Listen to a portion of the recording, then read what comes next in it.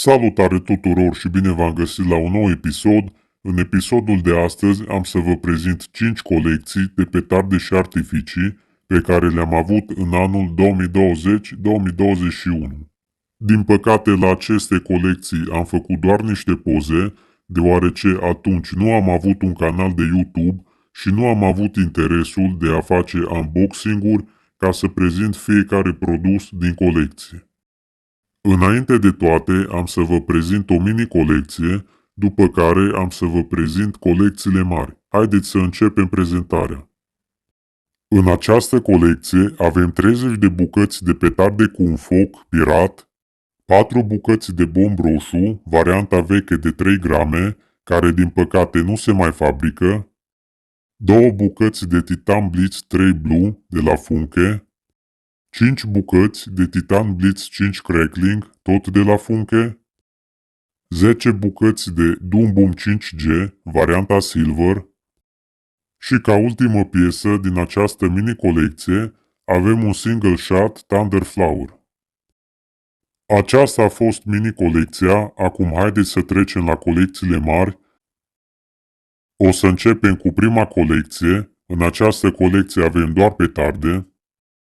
Avem aici 5 seturi de Piccolo Corsar, 4 seturi Piccolo de la firma Fire Show și un set de Piccolo de la firma Tropic. Trecem la ceva mai mare. Avem aici un set de Hammer H1 de la firma Gao, un set de Mini Doom Boom de la firma Classic. Pe urmă avem 4 seturi de bomb roșu, tot de la firma Classic, varianta veche de 3 grame. Am spus și adineauri că nu se mai fabrică la gramajul acesta. Un set de Titan Blitz 3 Blue de la firma Funke și un set de Titan Blitz 5 Crackling tot de la Funke. Și cam aceasta a fost prima colecție de petarde. Haideți să trecem la următoarea, în care o să avem și ceva artificii. Începem această colecție cu un set de Doom Boom Nano de la firma Classic, un set de petarde cu 3 focuri Corsar de la Tropic, un set de petarde cu 5 focuri Red Corsar tot de la Tropic, un set de petarde cu un foc Pirat de la firma Classic, 4 seturi de Doom Boom 5G de la firma Classic. Acestea sunt petardele mele preferate. Iar ca artificii avem un set de rachete șuierătoare și un set de single shot-uri Thunder Flower de la firma Panta. Aceasta a fost și a doua colecție. Haideți să trecem la următoarea colecție, adică a treia colecție de petarde și artificii. În această colecție avem doar produse de la firma Fire Show. Avem 11 seturi de Piccolo Corsar, un set de petarde cu un foc Corsar, un set de petarde cu 3 focuri, tot Corsar, 3 seturi de FS3 și 7 seturi de renumitele Circoblițuri.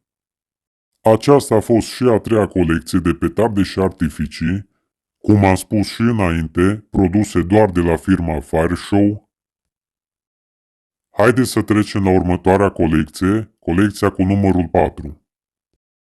Avem 7 seturi de bomb roșu, varianta de 3 grame, de la firma Classic, tot 7 seturi de FP3 original, de la firma Jorge. Pe urmă avem un set de Titan Blitz 5 Crackling, de la firma Funke, și un set de Titan Blitz 3 Blue, tot de la Funke. 3 seturi de Hammer H1, de la firma Gao.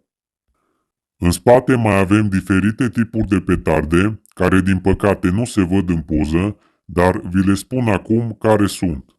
Avem un set de bomb roșu, acestea sunt de 2 grame și doar 10 bucăți în set, 2 seturi de exploziv 2, petarde cu un foc, un set de covorașe pognitoare, mai bine spus niște mitraliere de petarde, și 4 seturi de mini Doom Boom. Iar ca artificii avem 2 baterii cu 16 focuri Euclide de la firma Panta. Aceasta a fost și a patra colecție de petarde și artificii. Haideți să trecem la ultima colecție și anume colecția de petarde și artificii cu numărul 5. Aici avem și ultima colecție de petarde și artificii, colecția cu numărul 5. Haideți să vă prezint produsele din această colecție. Avem două seturi de petarde cu un foc pirat de la firma Panta, 3 mitraliere M40 de la firma Pyromex, două seturi de Danger, tot de la firma Pyromex. Pe urmă avem 3 seturi de Doom Boom F3 de la firma Classic, 4 seturi de Mini Doom Boom, tot de la Classic, 10 seturi de Mini Bomb, tot de la firma Classic, 5 seturi de Viper 1 Black, tot de la Classic, 5 seturi de Bomb roșu, tot de la Classic, și 4 seturi de Doom Boom 5G, varianta Gold, tot de la firma Classic. Iar ca artificii avem un set de single shot-uri Thunderflower de la firma Panta și două baterii Bloom de la firma Pyromex. Aceasta a fost și colecția cu numărul 5 de petarde și artificii. Sper că v-au plăcut aceste 5 colecții, chiar dacă am putut să le prezint doar prin niște poze. La colecțiile viitoare pe care am să le postez o să fie și unboxing-uri.